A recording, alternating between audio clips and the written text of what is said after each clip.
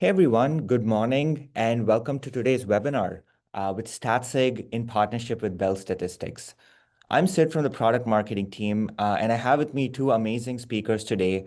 We have Michael Makris, who is a data scientist on the Statsig side, who's worked on the GeoLift and geotesting methodology at Statsig.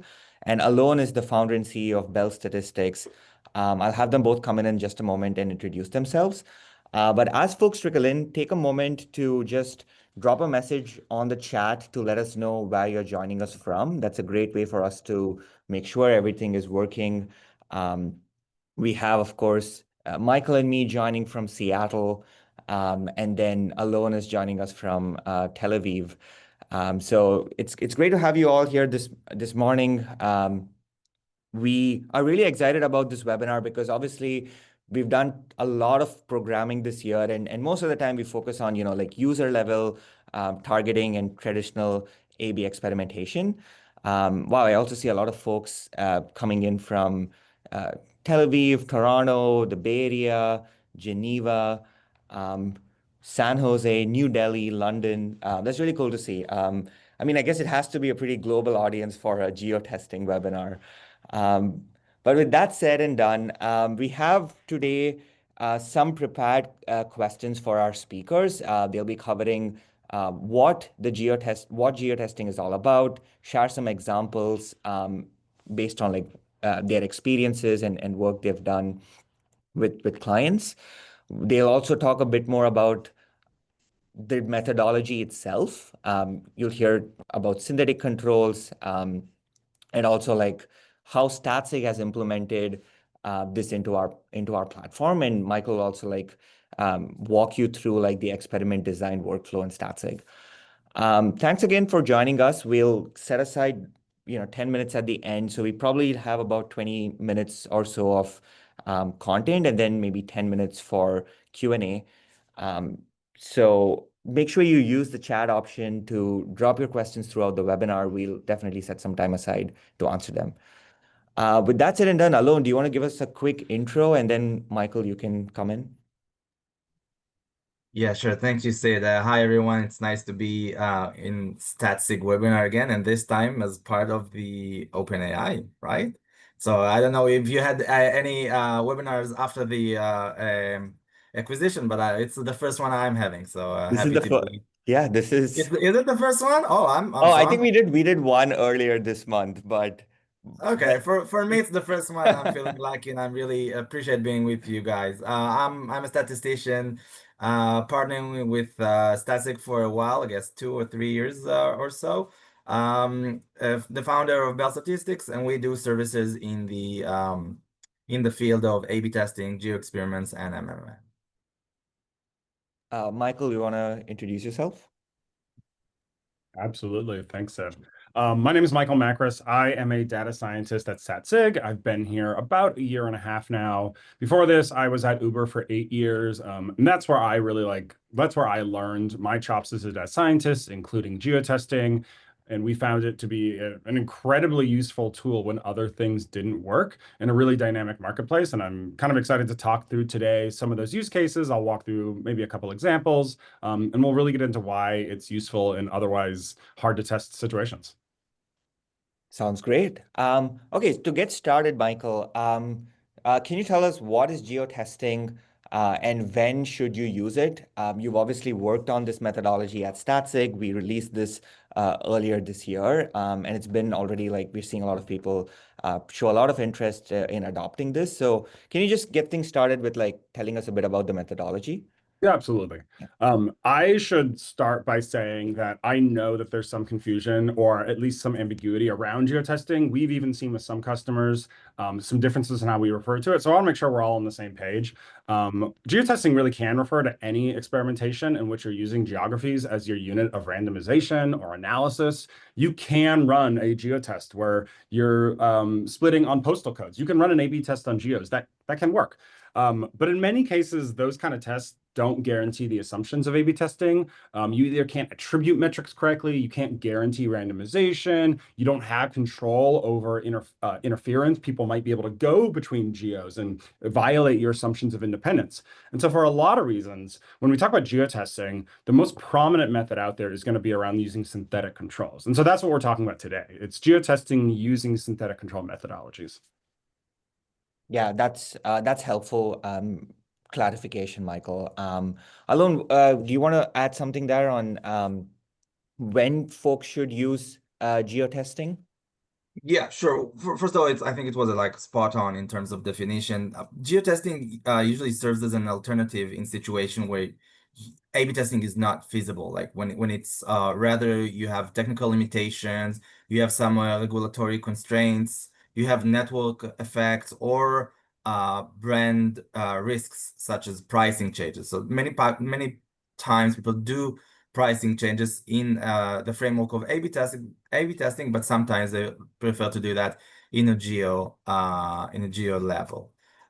It is like in the academic phrase for that is quasi experiments. They are a bit less rigorous from the scientific standpoint compared to A/B testing, but they're still very highly effective and they're considered a very strong scientific way to measure causality and to be able to measure the effect of some kind of a treatment. It became very popular in the specific several years, I would say, mostly in marketing areas because attribution, which is today, I would say I don't know if the golden standard, but it's the most popular way to measure the effectiveness of campaigns or marketing campaigns. So it has many challenges, mostly because of privacy regulations and the complexity of multiple channels. So measuring the effectiveness of marketing channels becomes more harder if you do that in the attribution models, and then geo experiments is something that's becomes more popular because the benefit that it has to do so.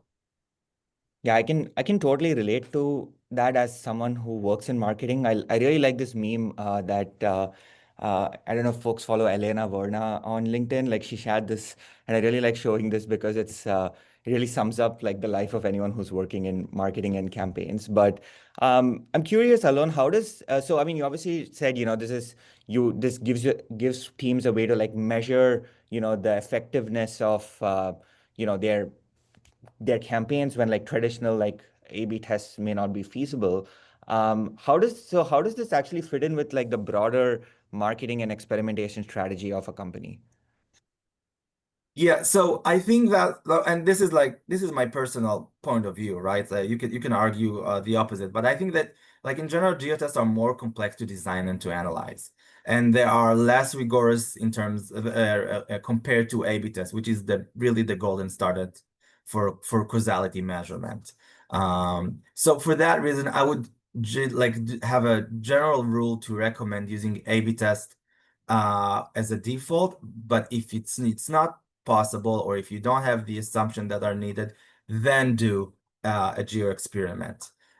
In marketing, for example, when measuring campaign effectiveness, this is usually the case. So like in marketing, usually it's really hard to do A/B test in the spend or in the impression level. I'm not sure how many marketeers we have here, but it is somewhat hard to do A/B testing. So for marketing department, for example, that would be something that you would expect to see very, very often. So I would actually expect a strong marketing department that to be running geo experiments on a regular basis, just as product teams are expected to conduct A/B tests on a regular basis.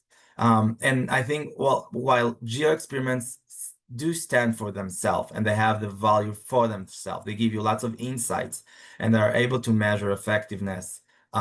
Speaking now about in the marketing departments, they can provide valuable ground truth for marketing mix modeling, which is MMM, and help refine and improve attribution models. So if you are discussing geo experiments in the marketing sphere, then they have the value for themselves, but they also could be calibrated into marketing mix modeling and attribution models. Yeah, that's very helpful, Alon.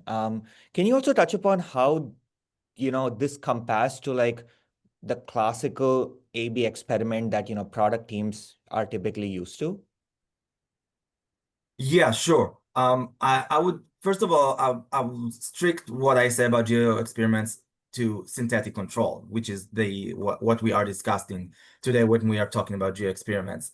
And I think that if you are familiar with A/B testing, then you will see many things that you are familiar with while you start doing geo experiments. So they both have the concept of planning and the design and then the analysis. Many of their terminologies are the same. For example, you want to be able to have a minimum detectable effect, PMDE. You need to specify a location, which is usually referred to as holdout in the geo experiment framework. But you need to decide what is the percentage of the geos which is going to be controlled, what is the percentage that is going to be treatment. However, I would say that the design of a geo experiment is a little bit more complex. So you still need to choose the KPI and to have the allocation and to have all that and to set the test duration. But then you have other things that are more sophisticated or other layers of complexity. You need to really carefully choose the treatment and control, unless you have like a good product or algorithm that is doing that for you. But it is a more complex way than just tossing a coin, generally speaking, when you randomize in an A/B test. You need to have many budget consideration if you have the required budget to do a experiment, if you're doing that in the marketing department. If you have you need to decide what is the granularity of the analysis, if it's going to be days or weeks. What is the granularity of the geography? If you're going to do an experiment in the level of states, DMAs, cities, for example. And you have others factors such as market saturation, algorithm effects, which I might talk about later when we'll provide some example for geo experiments, and channels constraints. So you could potentially maybe do an experiment in the DMA level, but if you do that in the marketing department, you must have the marketing channel be able to target the population on this specific geography level. So not always possible with all marketing channels.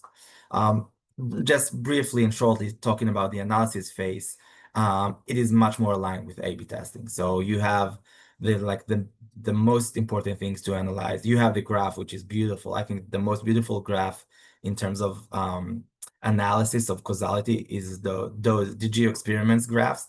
I think they're really nice and fun to look at, to analyze. However, p-values and confidence interval are here as well, and the interpretation is the same. So the same way you understand p-value and confidence interval in A/B test is very similar and to the one that you produce in geo experiments. Yeah, I think this would be a good time to share some examples to really like drive home, these points alone. Maybe Michael, do you want to go first? I know you've obviously come across these working at Uber for many years. I know you have some examples there. Absolutely. So Allon did a really good job of talking through really some of the intricate and important parts of a marketing campaign.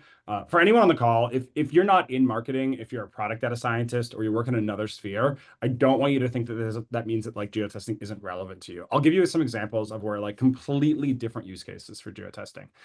So like I said, I come from a marketplace background. That's what I worked on, product and marketplace data science for a long time. But also marketing at Uber also use geotesting. So like it is an across the board tool for a lot of different use cases. One of the key examples we had, and this is really a real historical one, is that when Uber was launching their new driver app, and I think this was roughly probably around like 2018, 2019, it wasn't just a UI redesign, it was a completely new platform. It had a completely new backend powering a completely new front end and API layer.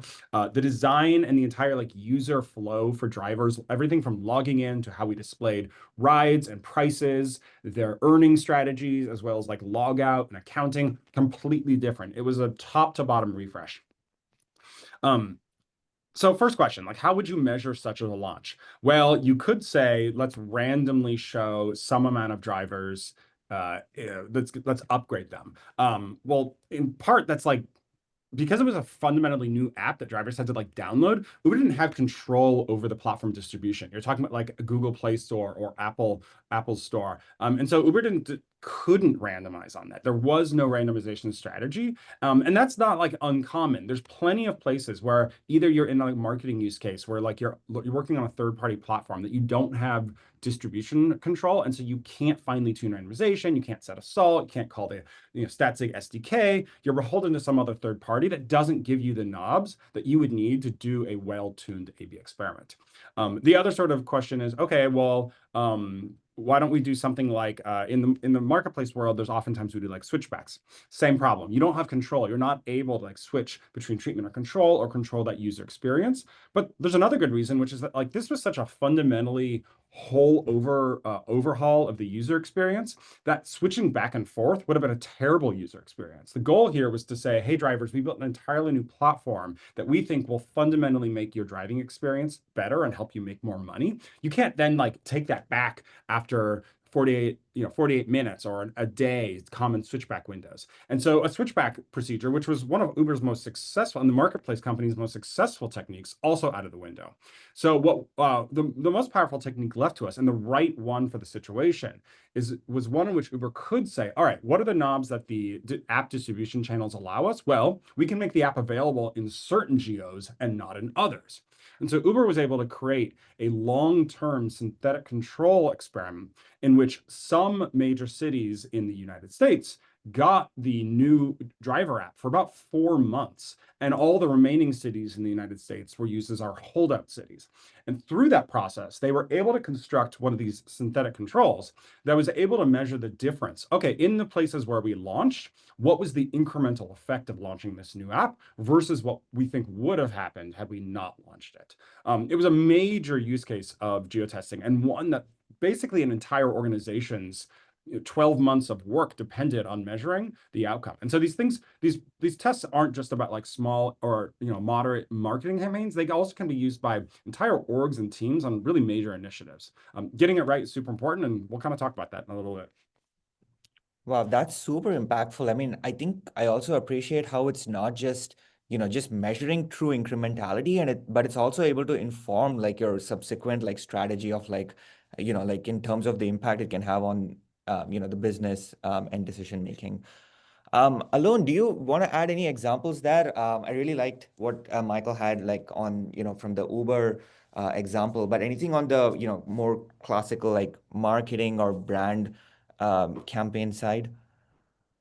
Yeah, sure. I'll give you, I think, an example from the field where usually when we try to convince companies to do geo experiments, this comes like very intuitive for them why it is needed. And for the folks that are here not aware with the marketing operation, then I'll briefly just explain what are brand search campaigns. So basically, if you are a brand search campaign in the marketing field is trying to put ads on people searching for your exact brand. So for example, if you're a company like Statsig and you've been acquired by OpenAI, for example, then you get very much familiar, and many people that that would like to use the product will probably search for you at I don't know, Apple search, Google in general, or so and so. And you could, as a company, and most companies, that's what they do. They have ads for brand search campaign. So if you search for Statsig, for example, you'll have an ad that says, "This is Statsig. Come and look at that. Observe our product. We are probably best experimentation platform out there, and you should have that for yourself." And you could also, and then you can have all the organic results. So one of the issues with attribution model, one of the weaknesses, one of the problems that might have is that people, if they are searching for your brand and then they are clicking on the ad, the question that arises is the ad necessary? Like if we did not have the ad, would people not get into the organic link? Would they look for other companies? And this is like a real struggle because you want to, I don't know, defend the brand and you don't want to lose any traffic. Most importantly, people that are actually searching for you. But there's I would say a solid suspicion that you are not adding anything, that you are just wasting your money on ads that for people that are going to enter the website and check your product. So in the brand search campaign, those are really much popular. And we had a really good case study with the company that they spent lots of money on a brand search campaign, not Google's other channel. And we were just stop the campaign in some of the states or DMAs. I don't really remember right now. And we saw that there was like an almost none to like almost zero drop in terms of install. It was an app company, like a gaming app company. So, and then what we were able to say is that the brand campaign is not giving any incremental impact. Look, like it gives like marginal incremental impact for the companies. And that, like, if you look at the attribution model, then those are the brand campaign are the one with the highest ROI, because you don't pay much for a brand click on your ad, like a brand search ad. And you have many people clicking and many people buying. So it looks and feels like it is really, really, really effective if you look from the attribution perspective. Whether when you do a geo experiment, you have the opportunity to have a much better measurement because you know the attribution is really biased towards those specific search campaign. Yeah, that makes a lot of sense. And I mean, I think for marketing teams always it's sometimes hard to like measure and justify impact of campaigns and initiatives. And I think this really can help build trust in the system that you have a system in place where you can actually measure that true incremental impact. And really loved both the product side example of rolling out a new app version and like I guess the more traditional like marketing and branding use case. We do have a few questions coming in. I am making a note of these and like I'm going to ask you guys at the end of the webinar. But I want to pivot to speaking a bit about the methodology itself. I think folks now have a decent understanding of what geotesting is, when do you use it, some really great examples as well. But Michael, you kept talking about, and both of you used the word synthetic controls a few times. Can you like double click on that and chat a bit more about what that is, and maybe that's also a good segue into like how we've implemented geotesting in Statsig. Absolutely. So for anyone here who's already familiar with A/B testing, and I'm going to assume you roughly are, the fundamental assumption is you're taking a population of units, oftentimes users, you're randomly segmenting them into two or more groups, or we call variants, and then you're measuring the delta between those two groups. And the fundamental assumption there is that because all your units are coming from the same population, that when you split them, the only difference between them is what you apply to them. It's the treatment you give them, whether it's in the medical context, the marketing context, or a product context. And you're able to then assume that that measured difference is due to your change. Geotesting is most often used in situations where that assumption doesn't really hold. And so for the situation in which we want to split on, let's use DMAs as an example. These are designated market areas, common in the marketing space. If you're going to run your campaign in a set of DMAs and then not in a set of others, you can't just measure the delta between them and assume, oh, that's because of my campaign. What if the ones you chose are bigger cities, smaller cities? What if you have other teams at your company running other campaigns in those geos? What if those geos happen to have really bad traffic on those days, or there's this hurricane or storm? And there's 1,000 other reasons why. For unlucky reasons, it could be happen chance, or it could be structural, that the set of geos that you choose as your treatment geos versus your holdout geos might not be the same. And so you can't just measure the delta between them. And so for all those reasons, what we do instead is what we call a synthetic control. And so the idea here is, well, we can run our treatment in some set of test geos. And the state of the world and the state of data science has gotten to a place where we're actually have gotten pretty good at saying, well, those test geos are still highly correlated with everywhere else where we didn't run the campaign. And those correlations, while not perfect, and so therefore we can't just have a one minus the other. We can actually build a model using historic panel and time series data that helps us infer what would have happened in our test geos had we not launched our treatment. And so that model, there's a bunch of different types of models, but you can think of it in your head simply as like, you can even start with just like a linear model, which is just a linear combination of some metrics. And so if you're able to train that linear model on a bunch of historical data from your holdout cities, and you fit it to your test cities during some pre-launch window, that model can now help us say, okay, after we launch, given what we observe in our holdout cities, what does that synthetic version of your test cities look like? What would it have done, since that is the non-treatment data? And then we can compare that to the actual observed data from our test cities to let us measure, okay, what is the delta between the real test city and the synthetically generated test city? That delta becomes your treatment effect. And we've gotten pretty good at it. There's a lot of techniques for it. The one we at Statsig have chosen is to implement we've used and then wrapped and improved one of the core synthetic control libraries out there called GeoLift.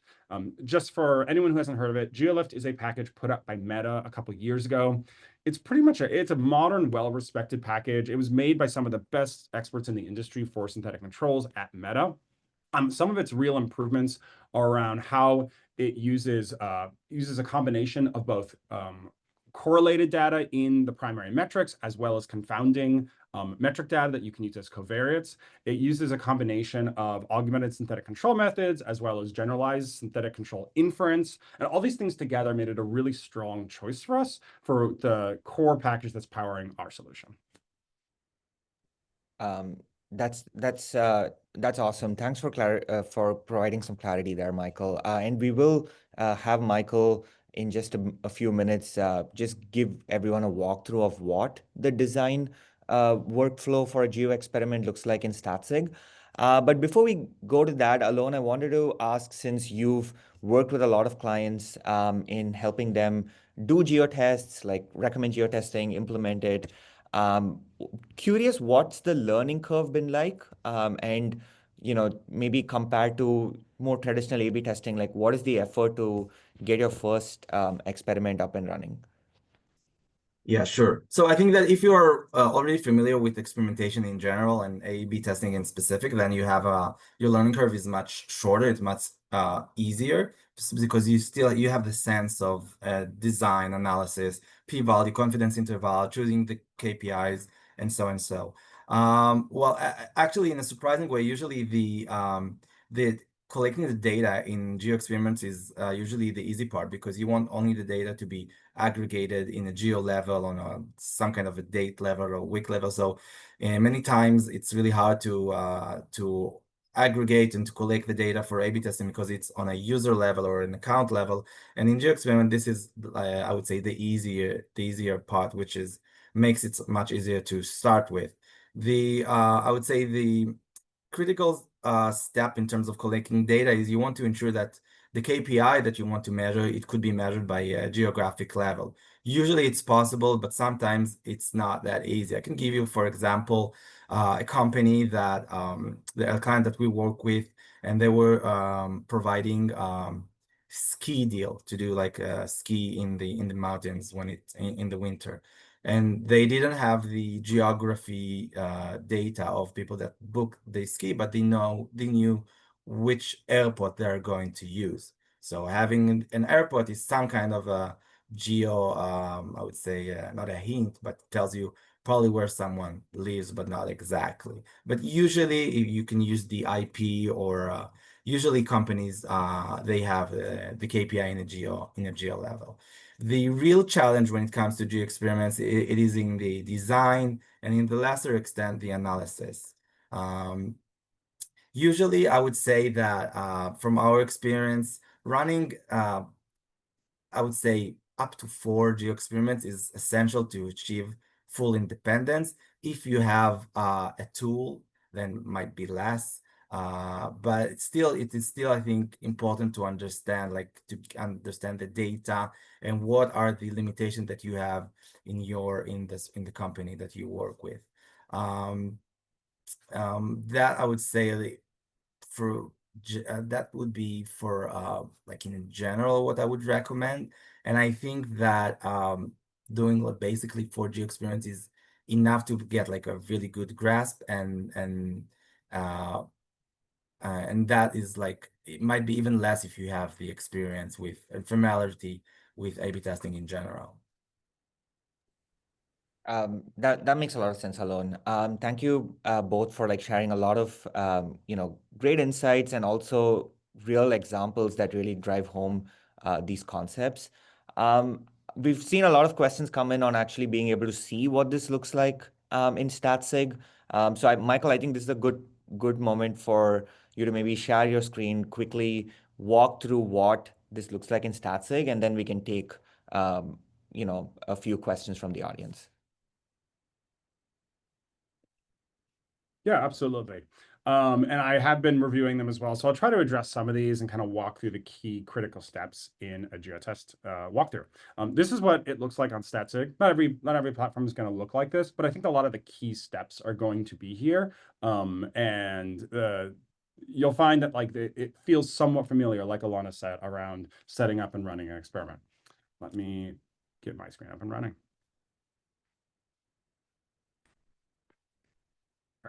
So a geotest is going to, on Statsig, the process of setting up geotest is going to feel a lot like creating any experiment. We're going to, all the strong good practices still exist. There's stating your hypothesis, setting up a good set of primary and secondary metrics. But one of the key things right away you're going to be confronted with is, instead of asking, okay, what's the unit type you want to experiment on? We're saying, okay, what is the geotype you want to experiment on? And so for this example, we're going to walk through a test in which we've actually run a geotest on some cities. And this could be like the type of test you might run on a out-of-home marketing campaign. This might be something where you're running like an in-store branded exercise. So there's a bunch of examples that could really fit to this. The very next step, after you've chosen your metrics, which in this case, we're going to walk through an example where signups on your website as well as visits to your website are primary metrics. A lot of this is going to feel like you're running a power analysis, because that's essentially what we're doing with the geotest. The very first question we have is, well, where are we going to run the treatment effect? And then where are we not going to run the treatment effect? And how long are we going to run it? What is our estimated MDE? Do we have other concerns like budget? And what kind of like modeling parameters might we want to use in our synthetic control? And so we've tried to surface a lot of that right here in your setup flow. So for instance, this was a test that was designed back in the beginning of the year, and our estimated treatment date was going to be from April 1st to April 15th. We were looking to measure an affected expect size of around 5%, two-sided test, alpha of 0.05, all pretty familiar for anyone running an A/B test. This feels very much like a power analysis, because essentially it is. Because from here, we can say, okay, I would like Statsig's help in actually running this test. And in order to figure out where you could run it, we're going to enter our experiment designer. Looks like we're hanging a little bit. I'm going to go right ahead to what it looks like to actually run that experiment designer. So if this is what it looks like when you actually were to say, hey, Statsig, help me come up with where can I actually run this test? Because that process can be super complicated. Alon referred to it earlier. If you have like 30 cities, imagine the combinatorics of like how many places could be in treatment or control. You quickly get into like exponential numbers of different ways to split it. And so Statsig has made this really easy to walk through by a guided setup process that helps you narrow that down. So we've determined, okay, we're going to use January to March data. That's going to be our like training data. We've through our targeting algorithm, we can actually say, given the data you have in your database, what cities do you actually have metric data on? We're able to select all these, use them as our targeting. And then we also have availability to say, do we need certain cities to be in treatment? Let's say, for example, you've already committed a contract to spending in Baltimore, like you have to run your treatment in Baltimore. But you really don't want your treatment in like Chicago or New York. You have legal concerns there, or you have logistical concerns there. So we're going to ensure that only design options are included that exclude those cities from your treatment set. You also have availability of a bunch of more advanced features. These are going to be things like controlling a minimum or maximum number of geos in treatment control. You have availability for other modeling parameters like lookback windows, dynamic time warping, and there's documentation, and there's more information about all of these. But given all of that, this is everything it takes to actually say, great, let me see what my options are at creating a synthetic control. I'll go back, and I've already run a bunch of these, and so let me show you what it looks like when you actually click through this process. Once you've run that analysis, Statsig returns to you what we call a design set. This is going to be a single iteration of a training process where we've given all the parameters you've specified as the experimenter. We've run through all those combinatorics and surfaced to you a ranked recommendation, given your preferences, of where you could potentially run this experiment. And so what we're looking at here is a whole range of design options ranked 1 to n that prioritize power, what your desired MDE is. If you've set a budget, a maximum budget, if this is like a marketing campaign, these stay within your budget, as well as a range of other factors like model fit and what we call absolute lift and zero. And so looking at a specific example of, the very first top design option return, we also return a bunch more technical data, but at the end of the day, what you're really looking for here is, hey, what are the control geos that I might want to run, and what are the test geos I might want to run? This is ultimately what you're going to use in setting up your treatment effect. Whether this is a campaign or a product change, you need to ultimately know what geos you want to run your test in. So let's assume that we like this design. There's nothing wrong with this. This particular split of geos works for us. It's as easy as just saving it to your experiment. You can click Save to Experiment.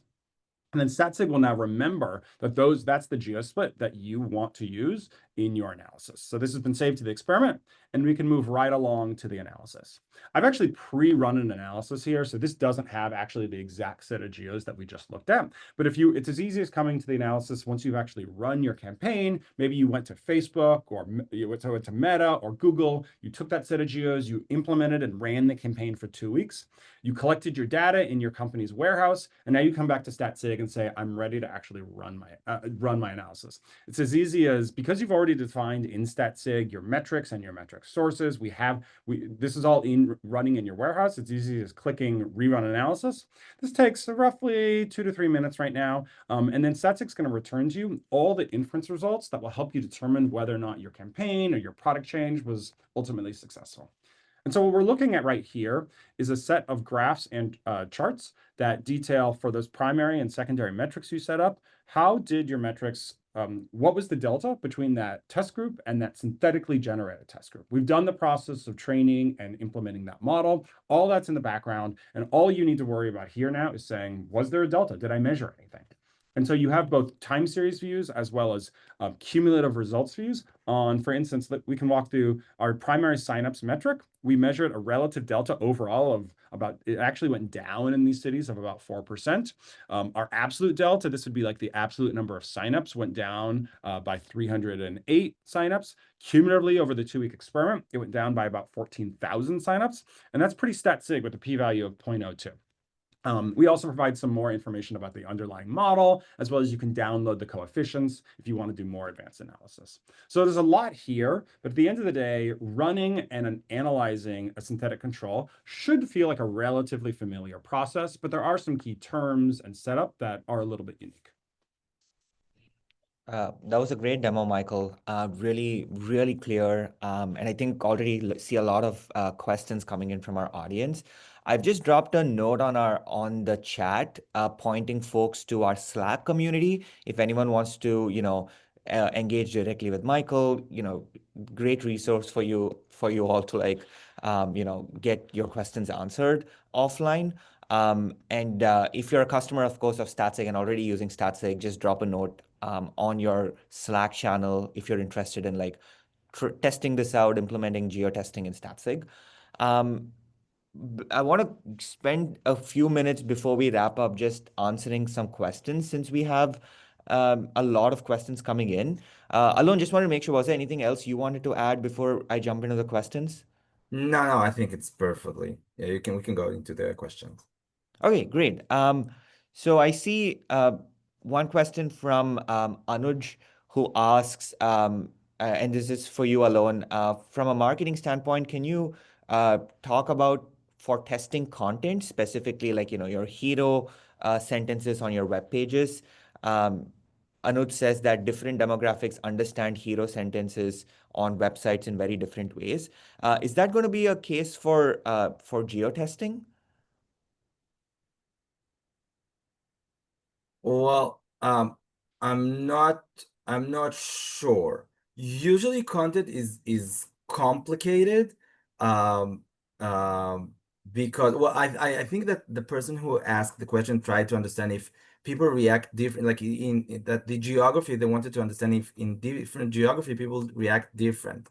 And this is not exactly what we're trying to get when we do geo experiments. So we are using the geography to measure the overall effect. We're not specifically trying to understand how different geography are behaving or are compared to a treatment.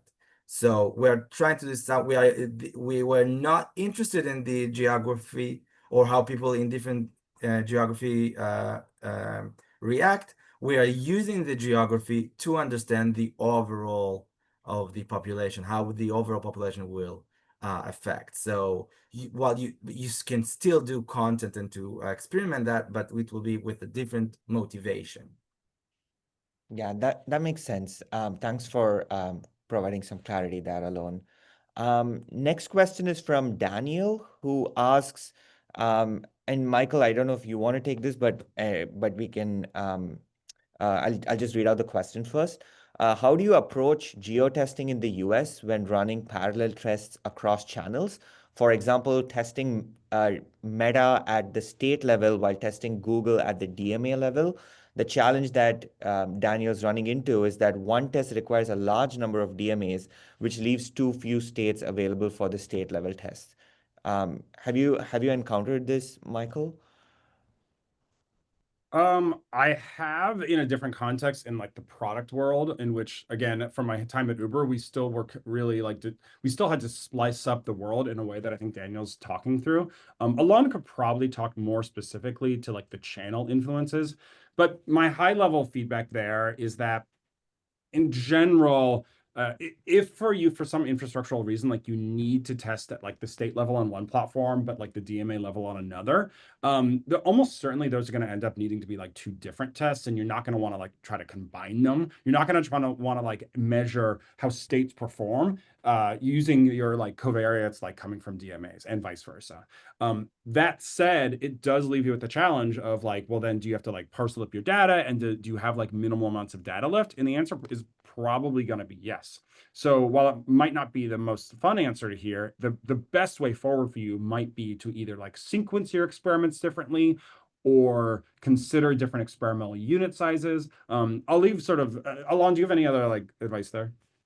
Yeah, I'll be really happy to. Yeah, well, first of all, I totally agree with what you said, and I think that if you follow Statsig articles and webinars, and if you're following us, you will probably see that when it comes to A/B testing, we are very advocate for doing tests in parallel. So you will see that this is very like a hard, I would say, consensus between us, Statsig, and actually most of the industry. But in when it comes to geo experiment, it is much harder, and I would actually not recommend do that. So I totally join Michael with that. I would try not to at the same, I would say in the US, for example, do one test in the geo experiment in the state level and then another one in the DMA level. And just because this is very delicate and it is really hard to make sure that the geos that you don't have any interaction effect. And in the A/B testing as the framework, it usually does not happen, and you have much more control. You have the data is much larger, so it's a different I would say world. However, there are many solutions that you can do. The first one, which is relatively obvious, would be to do a multi-cell experiment. So you could do, and I don't know if you provide that in Statsig, like with the tool, but it is a very much like a popular thing. You could do, for example, just divide the US like the DMAs to three groups, and then one group would be the control, one group would be the campaign with I don't know, Meta, Facebook, and the other one could be a Google or a YouTube campaign. that is a one solution that you can do, and we did. Another one, it will be just to do geo experiments in different states, or to do it like a mutually exclusive. You could do one in the UK in on Europe, and the other one you could do in the US, or I don't know, Latin America, for example, or Asia. So that another solution. And the last one, which is also I think a good one, is to do some of them in the Android and some on the iOS if you're an app company, or to do some of them on desktop if we are talking about marketing, right? If we're talking about marketing and experimentation with budget and channels, then you could do that as well. It has some caveats, which is that sometimes people could see an ad on iOS and then buy from Android or buy from desktop. So it is a bit more sensitive, but it also a solution we did. We had like one client that we had one experiment on iOS, one experiment on Android. Since it was an app company, it was much easier because you download an app. That was a very good solution for us. Yeah, thank you for answering that, Michael and Allon. We're pretty much at time at this point, but I know there are a lot of pending questions, so I'm just gonna like bump. I'm going to just bump the Slack community. That's like a great way to like reach out directly to anyone on Statsig. I'm also going to share Allon's LinkedIn. Like if you want to connect with Allon, like that would be a great way to do so. Do we maybe want to take one more question, guys? Like, and then we can wrap up? I see a few, I know we've kind of touched upon many of these just over the course of the webinar, but there was this one question on when designing the test, what else should you watch out for besides just picking which geo units go into test and control? Is that something you guys want to chat about? Yeah, I can quickly touch on that. So yeah, it's not just which ones, all those other metrics that I quickly showed you, there's some real depth there, and you can really become an expert and learn over time what all those mean and how to read them. We try to surface to users the most important top level ones. And so in my mind, the most important things to be aware of if you're using like a third-party platform like Statsig, or if you're doing it yourself using Causal Impact or the GeoLift platforms in like a Python notebook, is to really be aware of what are the capabilities of those packages, and then look out for things like estimated power, as well as like what the model fit is. So power, for instance, is going to be a measure of what is your probability of making type 2 error. And so look for what the models do underlying in this power analysis and design phase is going to be taking your training data, taking all this historical panel data you have about your geos. If we artificially apply your MDE, are we able to actually then retroactively measure that, given all the inherent noise and variability in the data? And different packages have different way of estimating that power. What GeoLift does is it actually runs a series of iterative simulations if you were to like launch your experiment on different days. That's what that rolling look-back window is.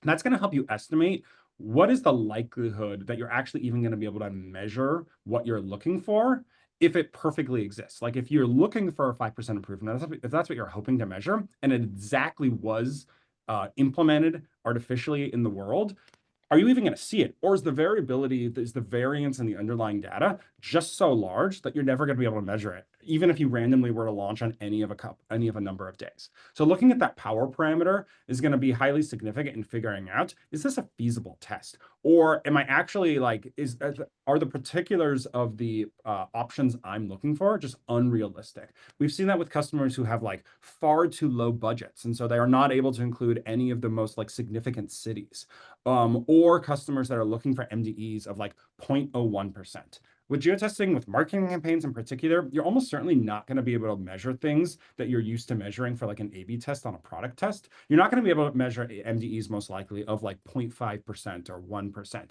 You're going to need to learn this in this new regime. More likely, we're looking for measurements of like 5%, 10%. So I'll leave it there. Thank you, Michael. Allon, was there anything you wanted to add there? Yeah, I could just maybe briefly add the marketing perspective if we have like a minute or so. I Yeah. would just say that if you are doing geo experiments in the marketing department, like field and trying to measure the campaign's effectiveness, then you have other consideration that like for example budget. So you can have, for example, a geo experiment where the treatment is only 5% or 10% of the DMAs in the US, for example, and your budget is, I don't know, I would say, let's say 100K for an experiment.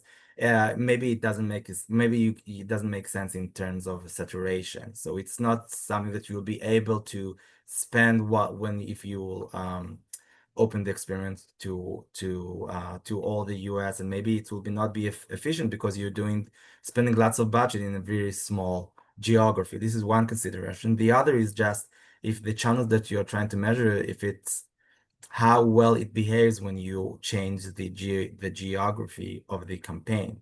So I'll give you an example. If you are going to do an experiment in Apple search, for example, if you are going to get out geographies and you want to target states, then like you have lots of privacy issues and you're going to lose population because people that are not willing to share their location using iPhones or any iOS devices, they're not going to be part of the experiment. So you're going to have like a really distortions of volume and budgets, and it's really it makes everything much more challenging. So anything that relates to how the algorithm, how it changes if you really change the velocity or the geographies and the budget and all those kinds of considerations are really important when you're choosing control and treatment and trying to understand if those represent or not, if those big enough or not. Yeah, that makes a lot of sense. I think we also might have answered most of the other questions that I see on the chat just over the course of the webinar. If you guys feel anything else you wanted to touch upon, like looking at any of the pending questions on the chat or Q&A, we can do so. I know folks are slowly dropping off as it's time. But I just want to do a quick bump for the Slack community. Go to statsig.com/Slack. The link is on the chat. Great way to connect with the Statsig team and Michael. And of course, Allon is also on our Slack community, so you can find him there. But I've also dropped Allon's LinkedIn if you'd like to connect with him and learn a bit more about his work with Bell Statistics. There's also we do these monthly live product demos for Statsig. This is a more general demo, not specific for geotesting, but just more about the Statsig platform and the tools that we have. That's happening this Thursday. Drop a link to register for that as well for folks who are interested in learning more about Statsig.